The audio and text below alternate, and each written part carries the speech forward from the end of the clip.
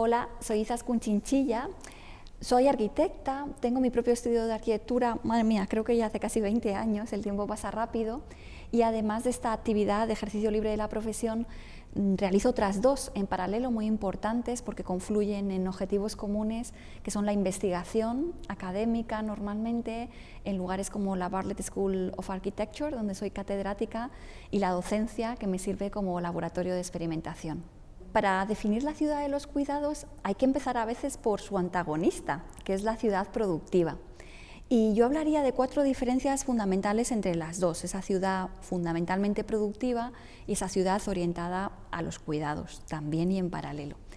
La primera diferencia que establecería entre ambas es la movilidad. La movilidad de la ciudad productiva está eminentemente dirigida para el transporte privado.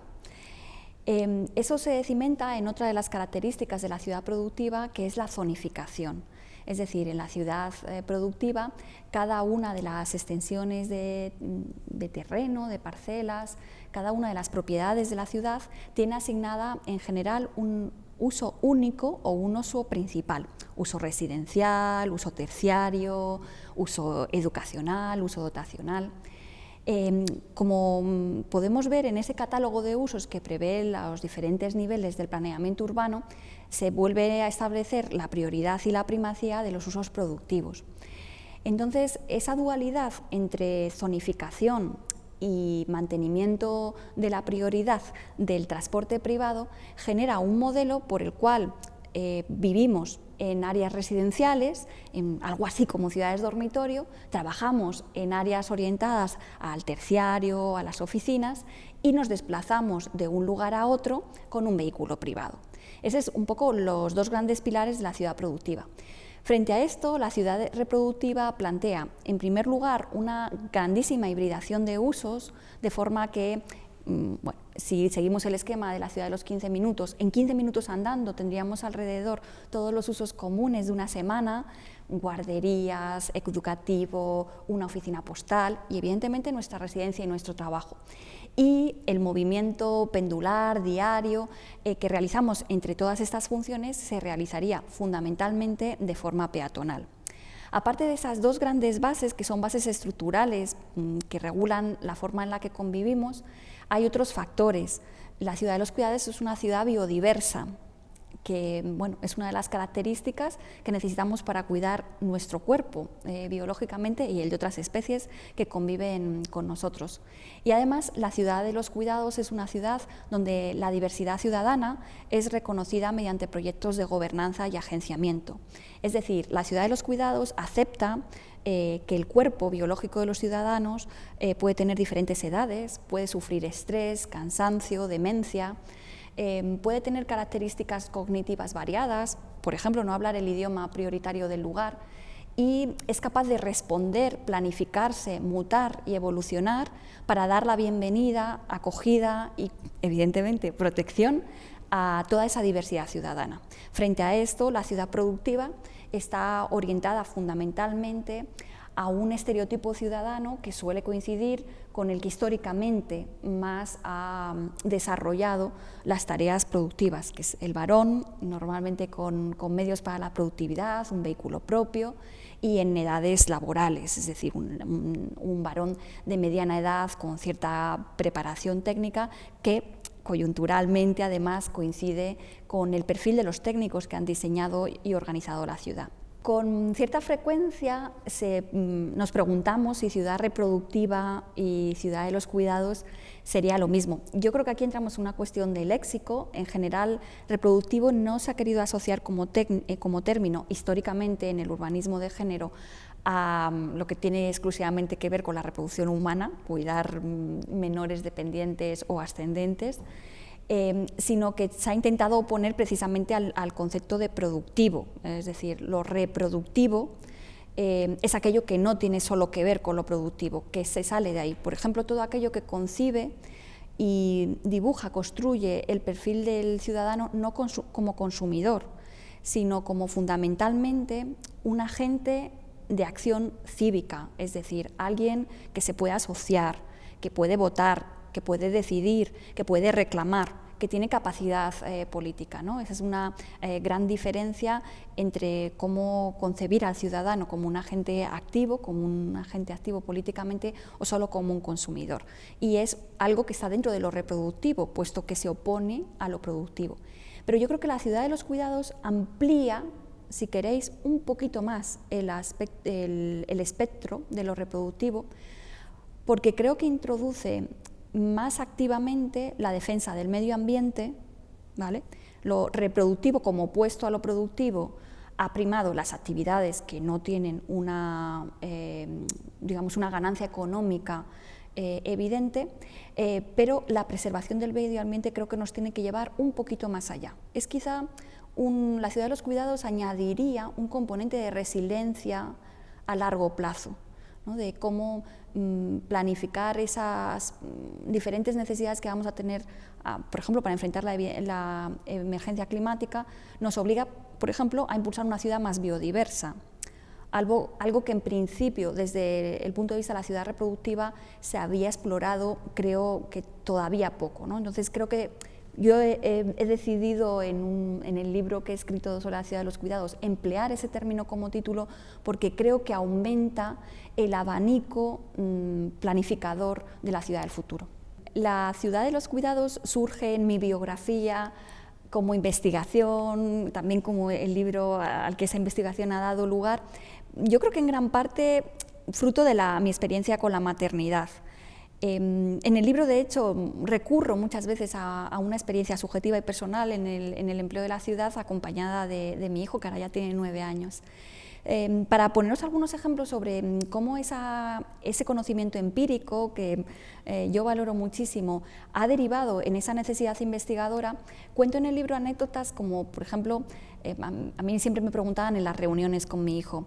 pero ¿cómo puede ser que en una reunión profesional tan aburrida como la que acabamos de tener, un niño de 1 año, de 2 años, de 3 años, se haya portado tan espléndidamente bien? Y yo les decía, bueno, es que es muy bueno. Y bueno, lo que casi nadie sabía, yo se lo contaba solo a los de confianza, es que cuando terminábamos la reunión, sistemáticamente nos íbamos a una fuente pública, nos quitábamos los zapatos, fuera la época del año que fuera, porque mi hijo es completamente resistente al frío, y metíamos los pies en una fuente pública. Entonces, yo creo que para él había esa expectativa de sé que estoy en algo que mi madre necesita hacer, en algo de trabajo que él comprendía desde muy pequeño, en qué consistía y por qué existía la necesidad, pero sabía que después iba a haber una actividad lúdica, un momento de concentración único y que nos íbamos a permitir saltarnos algunas de las reglas que normalmente limitan el empleo de la ciudad por parte de los niños. Y él esperaba con una expectativa positiva y eso le ayudaba a que esas reuniones fueran más llevaderas. Esto lo pongo como ejemplo en el libro, no solo porque para mí haya sido una experiencia de transformación, sino porque creo que debe ser una experiencia de transformación también para cómo concebimos la ciudad. Hay una filósofa canadiense maravillosa, Mimi Mullin, que yo traigo sus pensamientos en el libro, que defiende frente a esa idea antigua que teníamos de que las relaciones de cuidado son unidireccionales y unipersonales, el padre o la madre cuida al niño. Ella defiende que son relaciones en retícula y multidireccionales, en el sentido de que mi hijo, cuando venía conmigo a esas reuniones profesionales, entendía la importancia que tenía para mí estar concentrada en ese momento, poder realizar un trabajo, me cuidaba permaneciendo tranquilo, evidentemente yo llevaba mis recursos para que él estuviera entretenido, y después yo le compensaba pasando juntos un momento que era absolutamente necesario para reducir mi estrés y para su diversión. Entonces es una relación, como vemos, multidireccional, en la que un hijo con 1 año y medio o 2 es capaz de cuidar y de corresponsabilizarse de su entorno, empezando de una forma temprana a concebir y a sentar los cimientos de un sentimiento ciudadano activo, donde él tiene un rol desde edades muy tempranas en el mantenimiento y conservación del bienestar de la ciudad, ¿no?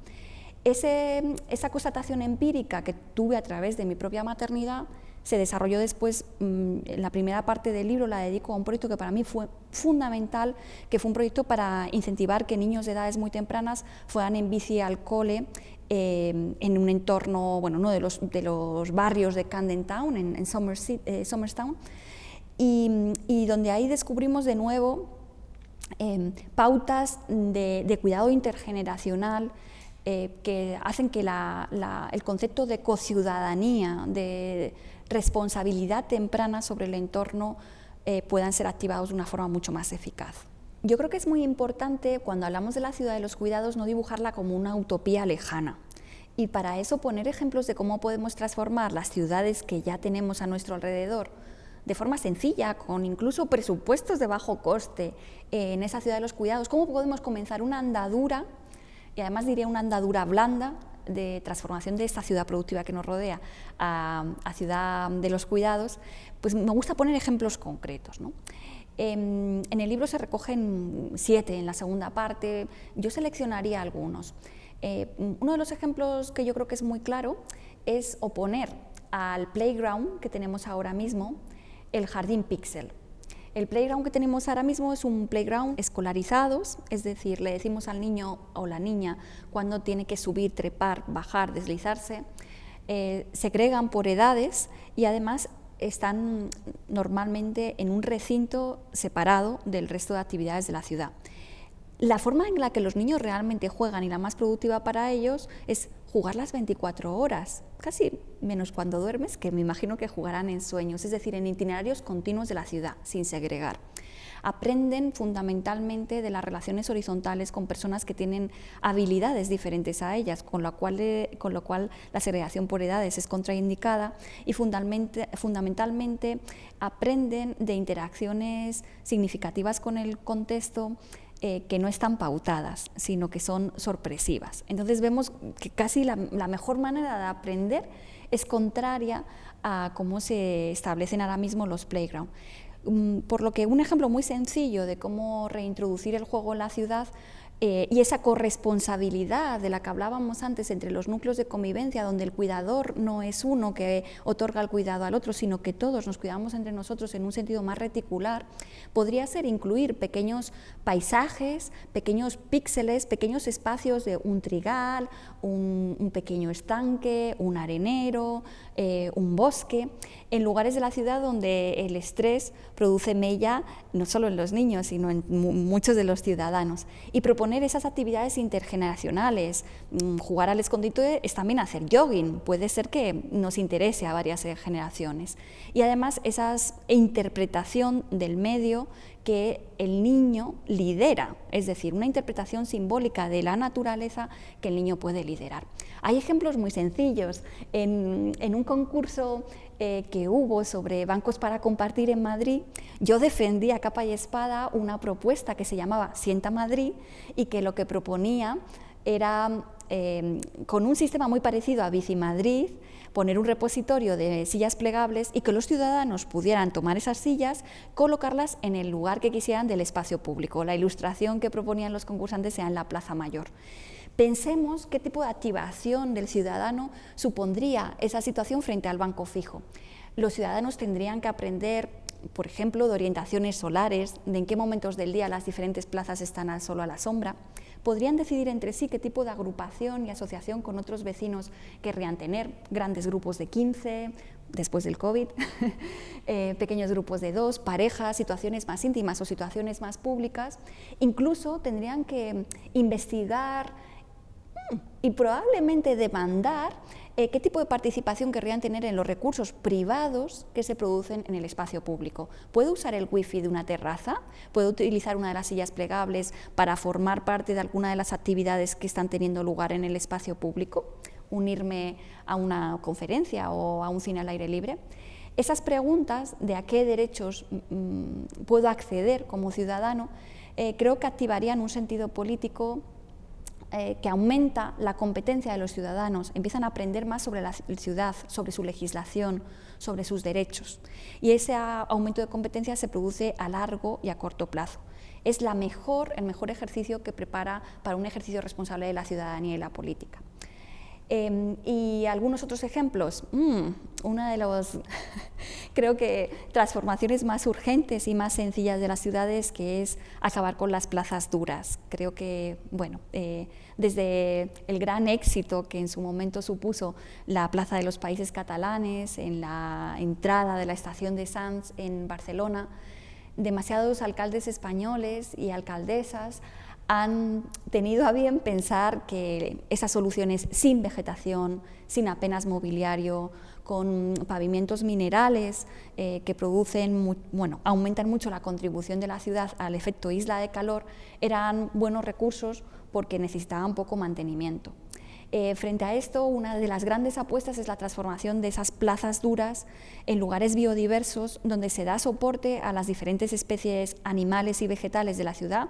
Me gusta recordar en este punto que los humanos somos una de las especies animales en sus diferentes estadios de desarrollo.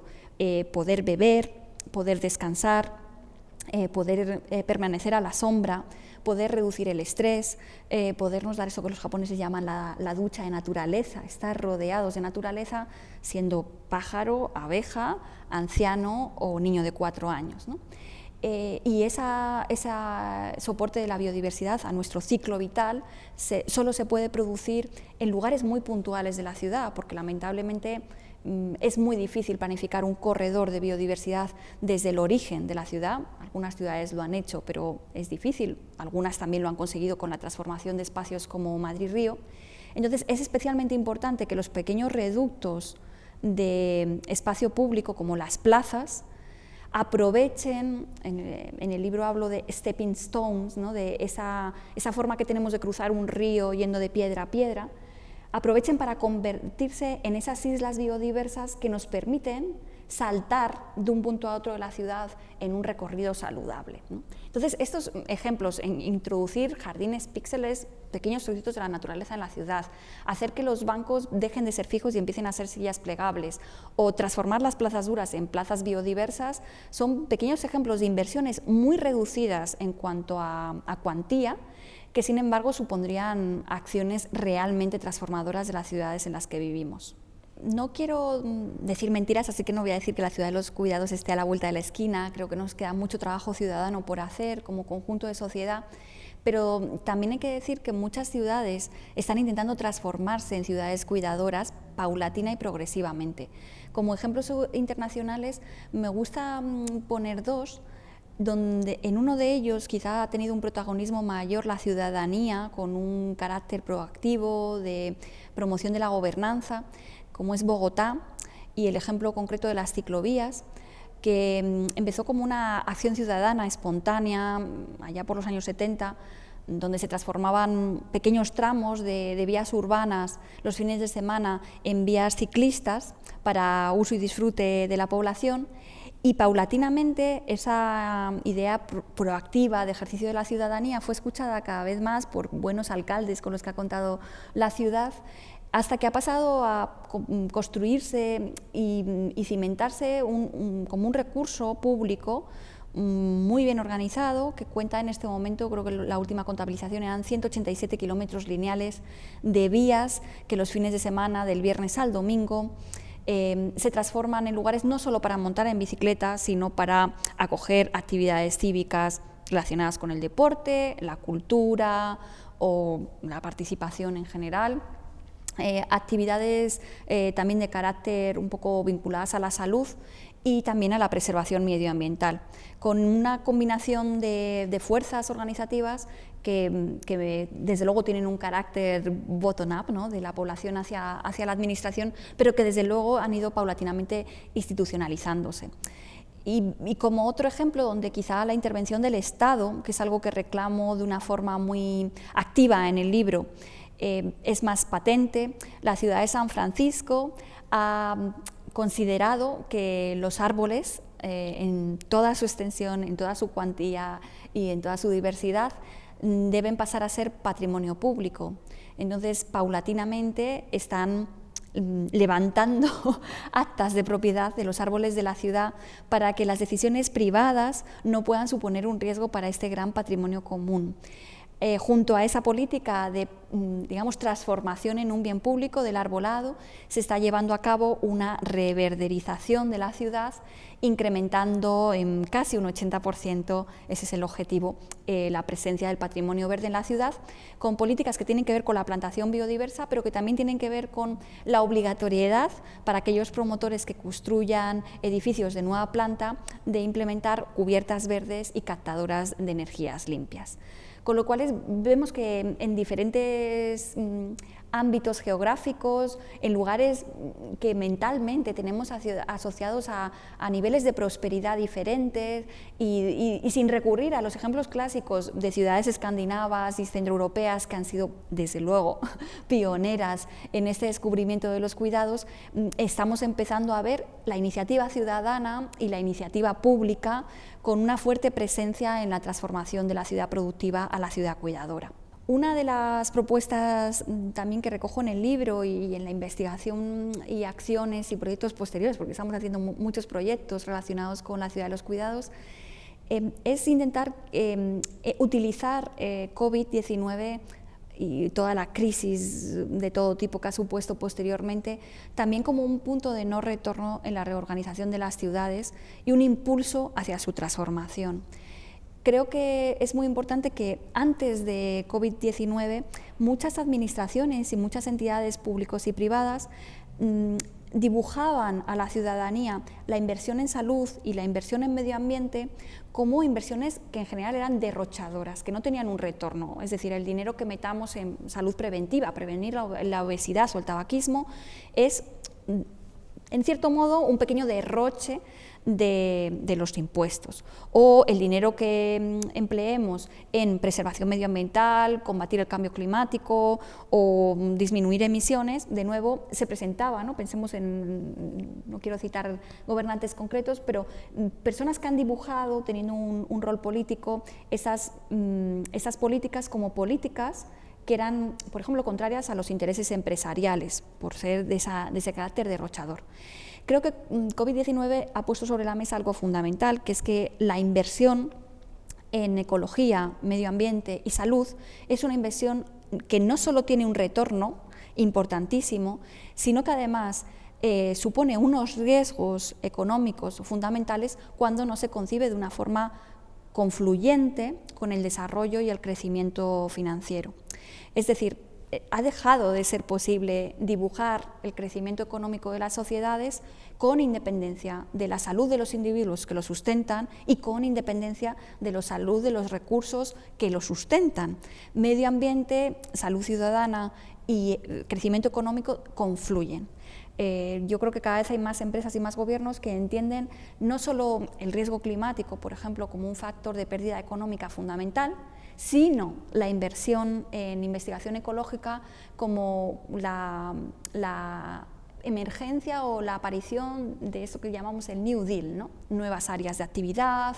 nuevas formas de economía que tienen un menor impacto y por tanto una mayor eficacia, y nuevas formas de concebir la industrialización con una visión mucho más blanda y menos dañina sobre el territorio y las personas, ¿no? Cada vez un entorno que entendemos que va a tener un retorno público mucho mayor.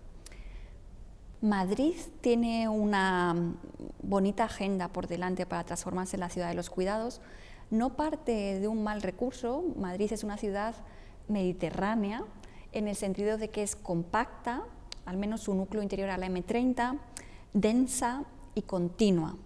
Y fue bastante diversa en sus usos. Eso es la mejor base para la ciudad de los cuidados y cuenta con una red de espacios públicos tupida y con esas mismas condiciones de compacidad y continuidad. Pero queda mucho por hacer. Yo voy a lanzar 3 propuestas muy concretas porque me encantaría que me hicieran caso, así que vamos, lo voy a poner en bandeja. La primera, creo que hay que extender lo que se empezó llamando Madrid Central, Madrid 360 en este momento, es decir, un área de bajas emisiones en la movilidad, hay que extenderlo muchísimo. Ahora mismo Madrid 360 cuenta apenas con 467 hectáreas, afecta solo a un 4% de la población de Madrid. Lo que nos dicen los acuerdos de París del 2015, que firmamos, bueno, no sé, de una forma muy esperanzada, es que para 2023 las ciudades de más de 50.000 habitantes deben reducir su movilidad en vehículo privado al 50%. Y tenemos que preguntarnos si esa pequeñísima extensión que ahora cubre Madrid 360 es suficiente, si afectar solo a ese 4% de la población es suficiente. Mi propuesta es pasar a un nuevo recinto. Diría que vayamos directamente al recinto interior a la M30, pero bueno, por dar un punto intermedio es al menos llegar hasta lo que se han llamado los bulevares, llegar hasta Alberto Aguilera, coincidiendo con la última muralla que tuvo Madrid, y estaríamos haciendo una ampliación de las 467 hectáreas actuales a unas 2.269. No solo creo que es fundamental ampliar las bajas emisiones hacia ese recinto, la última muralla de Madrid, incluyendo barrios como Salamanca, Moncloa, Chamberí, que son puramente céntricos, sino que además creo que es muy importante en esa reducción del 50% de los vehículos privados aprovechar los carriles liberados de esa reducción del 50% para una nueva plantación de espacios verdes de carácter reticular, líneas de carriles verdes tupidas en retícula, en red, que permitieran que esa movilidad blanda de los patinetes, las bicis, lo peatonal, tuviera la continuidad y la seguridad en la convivencia que se necesitan. Reducir un 50% de los coches, sabiendo que ocupan un espacio increíble, están aparcados en las calles una media de 23 horas al día, la mayoría de los vehículos, supone liberar un 10% del espacio de la ciudad para otros usos, reducir el 50% de las áreas dedicadas al tránsito vehicular. Un 10% del espacio total de la ciudad, también contando el que ocupan los vehículos. Eso nos pondría, si tuviéramos el Madrid actual, en 47 hectáreas, que sería un 40% del Parque del Retiro. Si nos vamos al área ampliada de Madrid Central que yo propongo, reducir la movilidad en un 50% de los vehículos, como dicen los acuerdos de París, para 2023-2030, a la vuelta de la esquina, supondría 2 parques del Retiro. 2 parques de retiro distribuidos linealmente por la ciudad. Segundo paso, fundamental para mí, acabemos con las plazas duras, abortando incluso algunos proyectos que están ahora mismo en curso, como es la reforma de Sol, que de nuevo apuesta por una plaza completamente dura, sin presencia vegetal ni apenas mobiliario público, en aras de una preservación del patrimonio histórico, que bueno, como arquitecto no veo tan clara, puesto que la Plaza Mayor existen imágenes históricas donde había un jardín en esa plaza durante siglos, ¿no? O sea que, bueno, decir con qué patrimonio histórico nos vamos a quedar a veces es un poco complicado. Pero también recuperando la enorme retícula de pequeñas plazas del centro urbano de Madrid para que sean ese soporte de la biodiversidad. Y última propuesta. Tenemos que poner en marcha una serie de iniciativas ciudadanas donde la gobernanza de los diferentes grupos en toda su diversidad, grupos de diferente edad, de diferente condición cultural, con diferentes roles en la sociedad, tomen una presencia activa en la ciudad. Cosas que se pueden hacer. En el libro yo hablo de pasar de arquitecturas hostiles que no permiten tumbarse en los bancos para evitar o penalizar a las personas sin hogar, arquitecturas o mobiliario público extraordinariamente restrictivo, por ejemplo que está fijado al suelo, a arquitecturas que precisamente permiten, posibilitan e impulsan la acción ciudadana. Como decíamos antes, sillas plegables que se pueden cambiar de lugar, bancos que en realidad son una gran plataforma para poder estudiar, conectar un ordenador portátil o juntarse un grupo de 20 amigos para hacer un corro y organizar una acción. Es decir, tenemos que hacer una colonización de la ciudad con un sistema de mobiliario que permita la reunión, incentive el asociacionismo y incentive la transformación y la propagación de los espacios públicos. Esto, asociado a esta disminución del 50% en las áreas de bajas emisiones de la presencia del coche privado, nos va a permitir volver a contar, de nuevo, repito, con 2 parques del Retiro para acciones cívicas, además equipadas no solo con mobiliario, también con presupuesto. Los presupuestos de participación ciudadana y de proyectos participativos son fundamentales y yo diría que se tienen que multiplicar, diría que al menos ponerle un 0, y creo que esto es algo que debe ser fundamental, al mismo tiempo que poner esa especie de cuota de participación ciudadana a cualquier proyecto de transformación de la ciudad. Cuando en la ciudad surge un nuevo proyecto, un nuevo edificio, una transformación, una regeneración, la ciudadanía tiene que estar presente y ser una parte activa de su reconceptualización.